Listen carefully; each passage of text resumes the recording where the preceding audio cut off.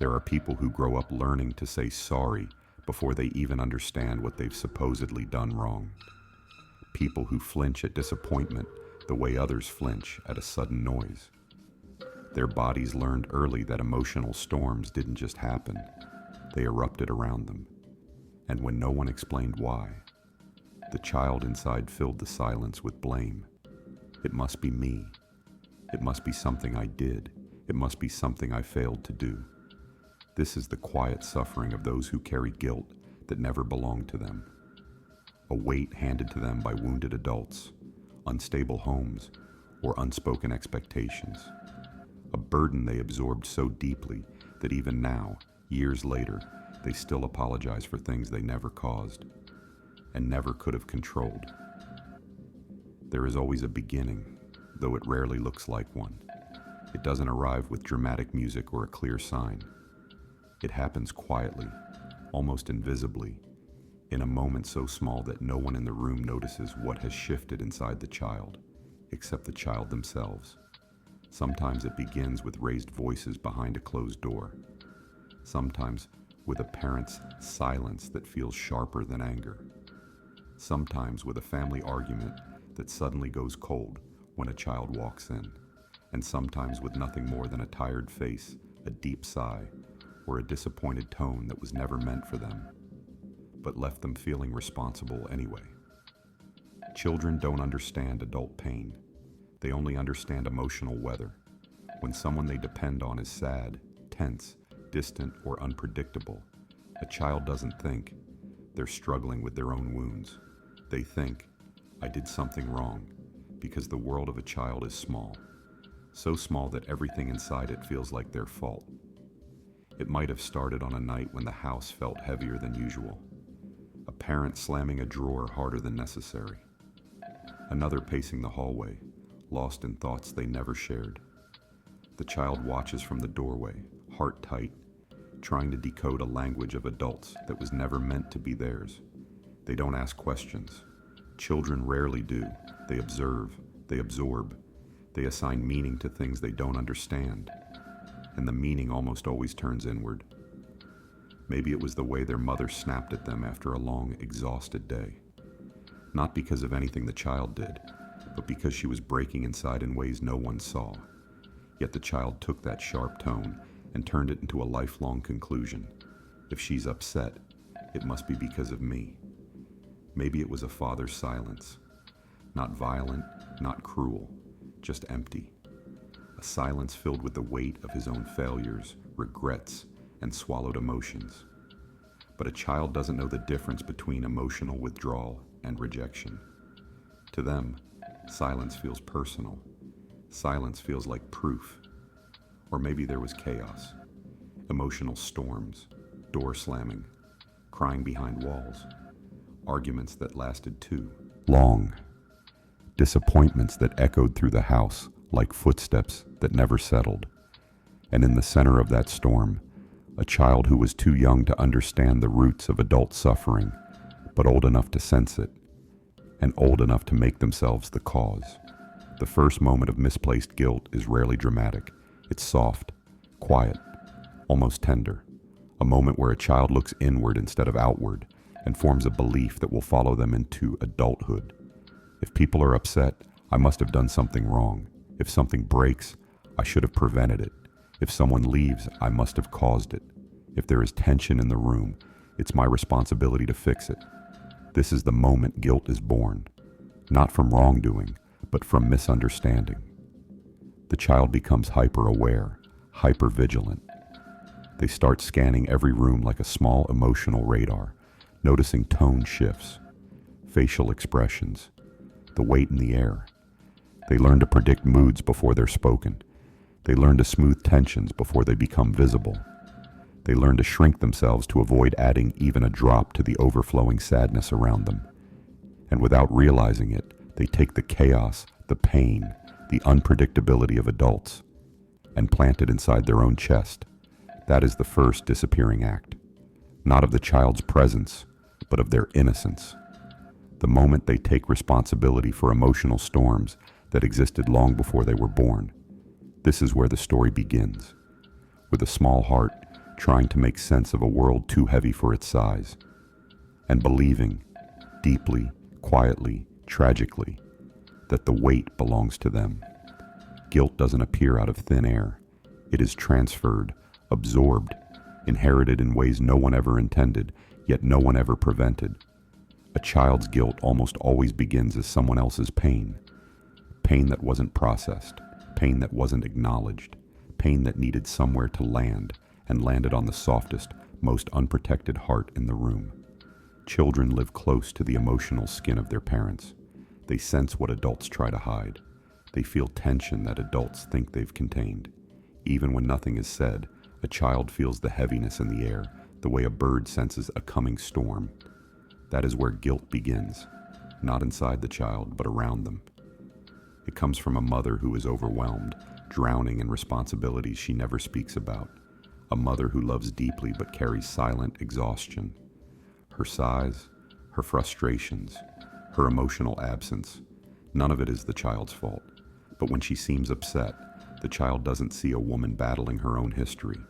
They see a mother disappointed in them. It comes from a father who is physically present but emotionally unreachable. A man raised by silence. A man trained to swallow his own hurt because no one ever made space for it. He doesn't know how to comfort. He doesn't know how to explain. So he grows distant, detached, cold at times, not out of cruelty but out of habit. Yet the child interprets this distance as personal rejection, believing, if he cared more, he would look at me differently. If I were better, he would speak to me. It comes from financial stress that leaks into the atmosphere, from bills hidden in drawers, from whispered arguments at night, from adults who mistake silence for protection, not knowing children can hear emotions even through locked doors. And in that silence, a child quietly assumes responsibility.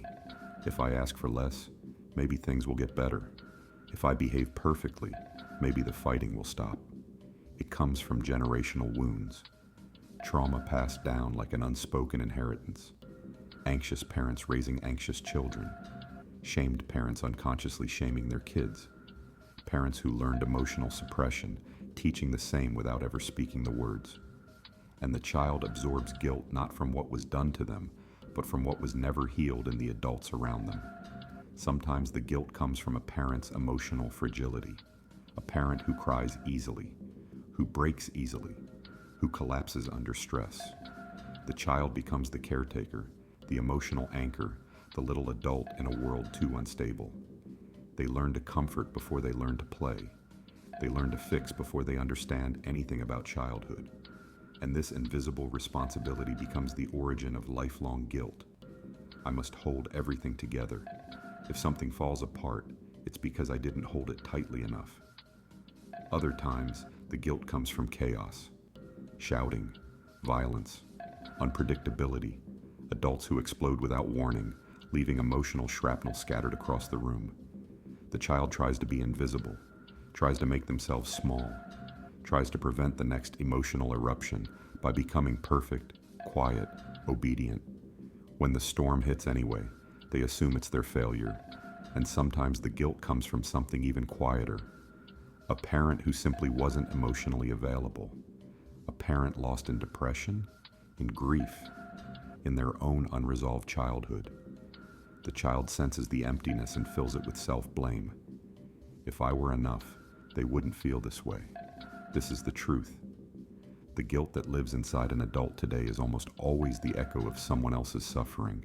It was never theirs. It was placed on them through silence, through chaos, through emotional gaps they were too young to understand. And yet, children don't question the origins. They just carry the weight. They grow up believing the heaviness inside them was born from their own actions, when in reality, it was born from the wounds of the people they loved.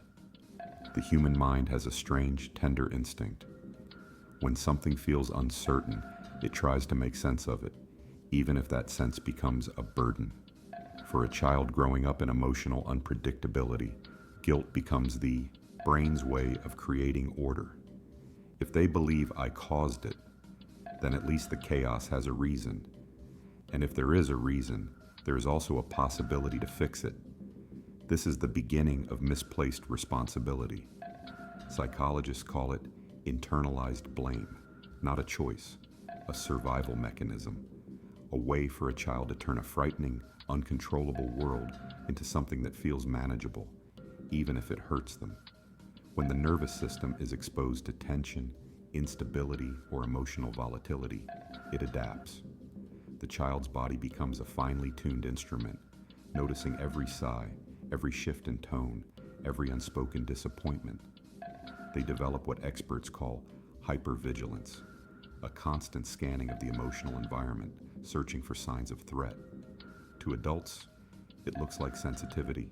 To the child, it feels like responsibility. Hypervigilance whispers to them, if you can predict the storm, maybe you can prevent it. If you stay alert, maybe no one will get hurt. If you behave perfectly, maybe they won't break again. This is not guilt in the moral sense. It is guilt as protection, guilt as control, guilt as the illusion of safety. Another layer is what psychologists refer to as parentification, when a child unconsciously steps into the emotional role of a parent. They become the calmer, the mediator, the silent observer holding the emotional threads together.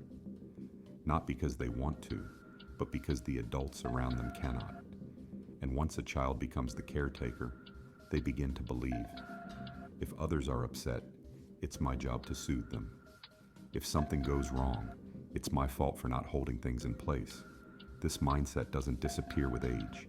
It becomes the blueprint for adulthood. Misplaced responsibility also comes from the brain's need for meaning. Children cannot accept randomness, that sometimes adults break for reasons that have nothing to do with them. Meaninglessness is terrifying, so they create a narrative that feels more stable. I caused it. I triggered it. It's because of me. It is painful, but it is predictable, and the mind chooses predictability over confusion every time. Then there is the psychological phenomenon known as trauma bonding. Not romantic, not dramatic, but deeply emotional. When a child experiences intermittent warmth and intermittent pain from a caregiver, the brain forms a loop. If I behave just right, maybe I can keep the good moments alive. If something goes wrong, it must be because I didn't try hard enough. This intermittent emotional reinforcement becomes a lifelong pattern. The adult who grew from that child will find themselves drawn to situations where they feel responsible for others' moods. They will apologize when nothing is their fault. They will over-explain, overthink, overcorrect. They will take responsibility for emotions that don't belong to them. Because deep inside, the brain still believes the same old story. If I caused the pain, maybe I can control it. And so misplaced guilt becomes a habit, one that follows them into relationships, friendships, workplaces. They anticipate displeasure before it comes. They soften themselves to avoid conflict. They accept blame simply because it feels familiar. Not right, just familiar. This is the psychology of guilt that was never theirs, a woven pattern of hypervigilance, meaning-making, emotional caretaking, and the desperate need to feel in control of an uncontrollable world. They are not flawed. They are not weak. They are not too sensitive. They are simply people who learned, far too early, that carrying the weight was safer than dropping it. By the time they reach adulthood, the guilt has woven itself into their identity so seamlessly that it no longer feels foreign. It feels like truth, like something stitched into their bones, a familiar ache they've learned to live with, the way someone learns to live with old injuries. On the outside, they may look calm, steady, dependable, composed, but inside them lives a quiet, exhausting war, a conflict between who they truly are and who they have learned they must be. It shows up in moments most people never think twice about. A friend sounds irritated on the phone, and they instantly wonder if they said something wrong. A boss sends a short message, and they replay their last conversation, searching for mistakes. A partner grows silent, and they assume it's their fault. A loved one is stressed, and they immediately drop everything to fix it, even if no one asked them to. Their body reacts before their mind does. Their nervous system trained by childhood unpredictability, rushes to blame itself. Their shoulders tighten, their breath shortens, their thoughts spiral into self-questioning, self-doubt, self-blame, rapid and relentless. This is not overthinking, it is over-responsibility, a lifelong reflex built to protect them from past storms. They apologize too much, not because they are wrong, but because saying sorry feels like putting a bandage on situations they were never responsible for. A habit born from decades of trying to keep peace in places where peace was never their job. They often carry emotional roles that were never theirs to begin with. They are the strong one, the mediator, the counselor, the reliable friend, the person who listens, absorbs, reassures, softens the rough edges of every room they walk into. But inside, they are tired. Tired of holding a weight they can't name. Tired of feeling responsible for every shift in the atmosphere. Tired of being the emotional container for people who don't notice how much they hold. In relationships, this guilt becomes a shadow that follows them everywhere. When someone they love is upset, they rush to take the blame. They over-explain themselves until their voice trembles. They analyze every detail of their own behavior, searching for cracks that don't exist. Even when someone else clearly causes harm, they think, maybe I provoked it, maybe I misunderstood, maybe I should have done better. The war is constant, a tug of war between logic and emotion, between the adult who tries to understand and the child within who still flinches at the possibility of being the cause.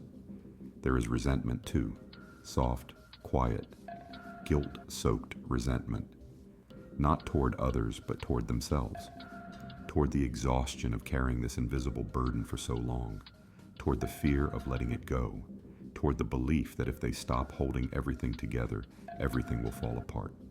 And then there is the ache no one sees, the ache of wanting to rest, to stop feeling like a buffer between the world and chaos, to simply exist without constantly managing the emotional climate around them. But rest feels dangerous to them. Letting go feels irresponsible. Not absorbing someone's distress feels selfish. The guilt doesn't let them stop, because deep inside, the old story is still alive. If something goes wrong, it must be because of me. If someone is hurt, I should have prevented it. If conflict happens, I failed to protect everyone. This is the quiet war. The adult trying to build a life, and the child inside still trying to put out fires that were never their responsibility. They carry both selves. The one who wants to breathe freely and the one who still whispers, be careful. Don't upset anyone. Stay responsible. Stay small. It is a battle fought in silence, in their mind, in their body, in the deepest parts of them that have never known what it feels like to be truly blameless. There comes a moment in every life built on inherited guilt when the weight becomes too heavy to carry in silence. It doesn't always arrive dramatically. Sometimes it looks like a small pause in an ordinary day, a sudden stillness, a question rising from somewhere deep inside, almost whispered, why do I feel responsible for this? It might happen during an argument where they suddenly recognize they are apologizing for something they didn't do. It might happen when they are comforting someone who hurt them, and for the first time, they wonder why their pain is always the one that must wait. Or it might happen in a moment of exhaustion when their body refuses to carry guilt any longer, and something soft inside them cracks open. The turning point does not shout. It rarely announces itself. It feels more like a quiet shift, a subtle reorientation, as if the heart finally opens its eyes. It can happen through someone's words. A friend, a therapist, a stranger, someone who reflects back a truth they never saw. Words like, that wasn't your job. You didn't deserve that. You were just a child. You didn't cause any of it. Simple sentences that rearrange something inside them. Sentences that make them pause, breathe, and think, what if? What if the guilt they've carried all these years never belonged to them? What if the emotional storms of their childhood were not theirs to predict, prevent, or absorb? What if the exhausting responsibility they took on was simply the shape of the environment they grew up in, not a reflection of who they were. Sometimes the realization comes slowly, like dawn rising behind a mountain, a gentle accumulation of understanding as they revisit old memories with new eyes. They begin to see that the adults who raised them were not all powerful figures, but flawed, wounded humans who didn't always know how to handle their own emotions. They begin to understand that sadness, anger, silence, chaos, withdrawal, none of it started with them. They were only close enough to feel its impact. Other times, the realization arrives all at once, a single moment that shatters an entire narrative. Perhaps someone accuses them unfairly, and instead of collapsing into guilt, they suddenly feel something unfamiliar. Clarity, an inner voice rising with quiet strength saying, "This is not mine." This clarity is strange at first, almost frightening, because letting go of guilt means letting go of a story they've lived inside for years, a story that gave them purpose, identity, and a role in the world, even if it hurt them.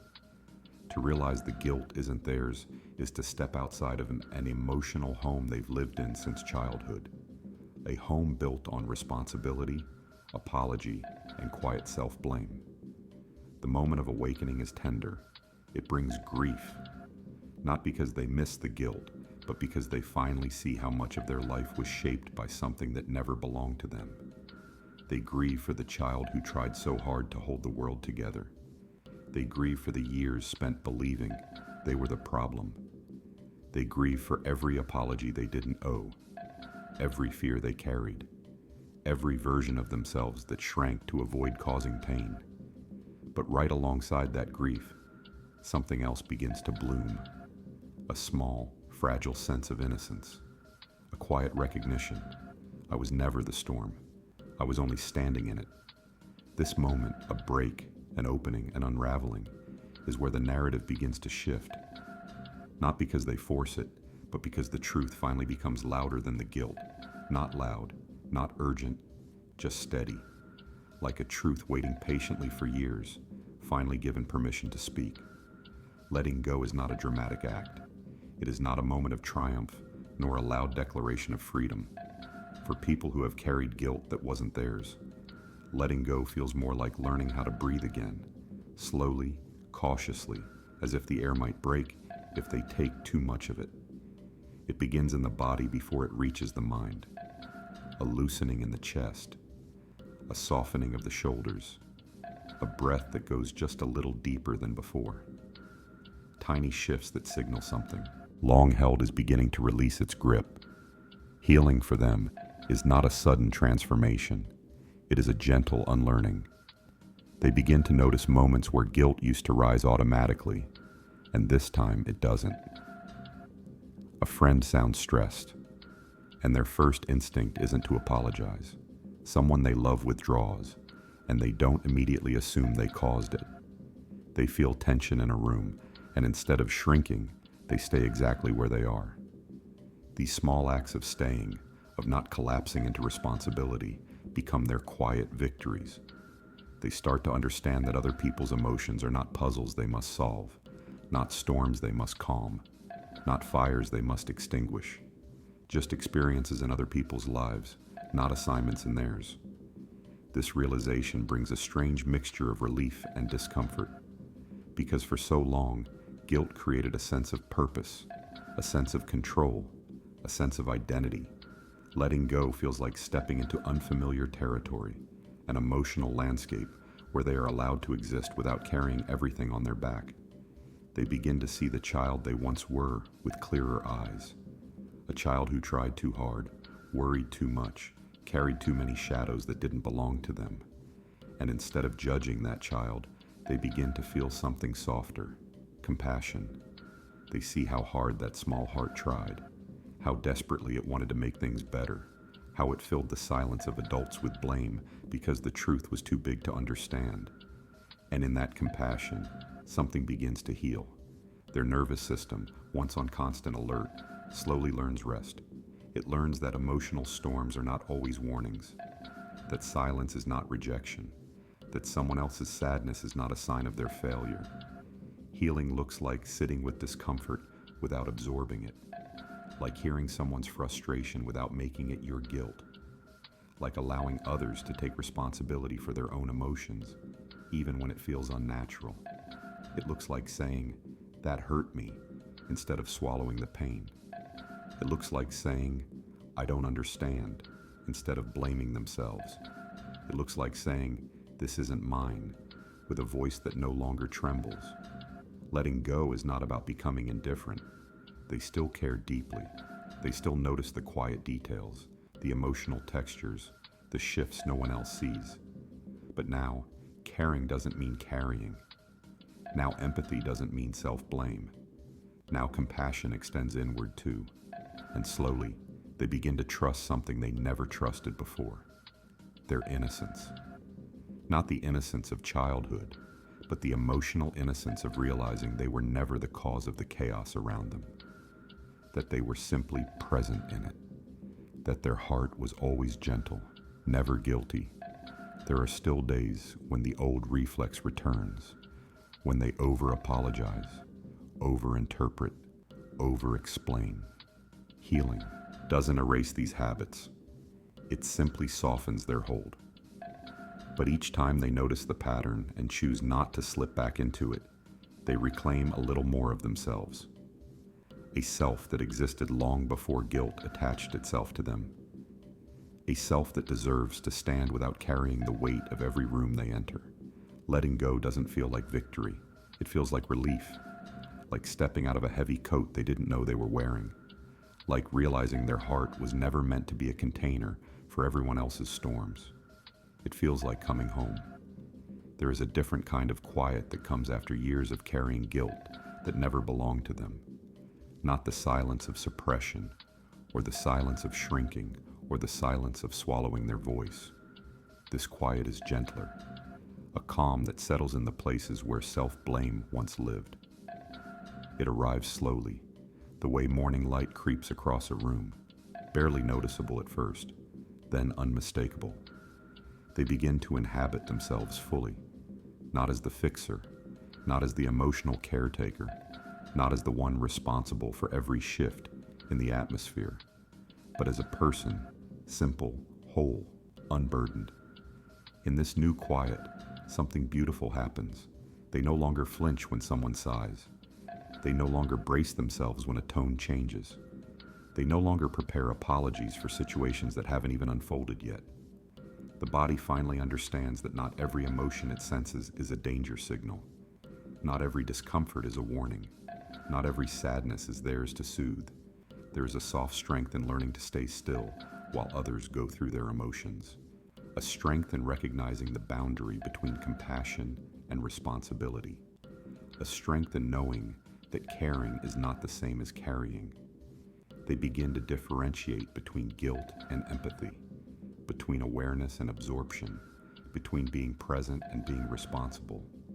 These distinctions feel foreign at first, like learning a new language, but they begin to make sense, because for the first time, their heart no longer reacts out of fear. Instead, it responds out of clarity. They discover that guilt, once so heavy, becomes weightless when it is returned to its rightful place, not as punishment, not as blame, but simply as truth placed back where it belongs. The guilt was never theirs. It never lived in their mistakes or their intentions. It lived in the wounds of those who came before them. It lived in the instability, the silences, the storms, the unmet needs of the adults around them. Realizing this does not create anger. It creates understanding. A soft, quietly forgiving understanding that the people who hurt them were often carrying their own inherited guilt, a chain of emotional weight passed down through generations. But somewhere, quietly and courageously, they choose to end the cycle. They choose to stop absorbing what others refuse to face. They choose to let the past rest in the past. They choose to let innocence return to its rightful place within them. This shift is not loud. It does not announce itself with triumph or celebration. It feels more like sitting at the edge of a river and noticing, for the first time, that the water is calm, that the current no longer pulls them under, that their heart floats instead of sinks. They begin to take up space, softly, naturally, without guilt. They speak without apologizing for existing. They make mistakes without feeling like catastrophes. They allow themselves to rest without earning it through emotional labor, and something tender unfolds. A life that is not shaped by fear of being the cause. A life not dictated by the storms of others. A life where responsibility is a choice, not a reflex. They start to see themselves clearly, not as the child who tried to hold everything together, but as the adult who finally understands they were never meant to. Their heart feels lighter now, not empty, just unburdened. They walk through the world differently, with a softness that isn't apologetic, and a strength that isn't self-sacrificing. They learn to say, "This is mine. This is not mine." And both sentences feel equally liberating. In this ending, a quiet human ending, they do not become invulnerable. They simply become themselves. A self not shaped by guilt, but by clarity. A self free from the weight they carried for too long. A self finally allowed to exist without apology. And for the first time in their life, that feels like enough.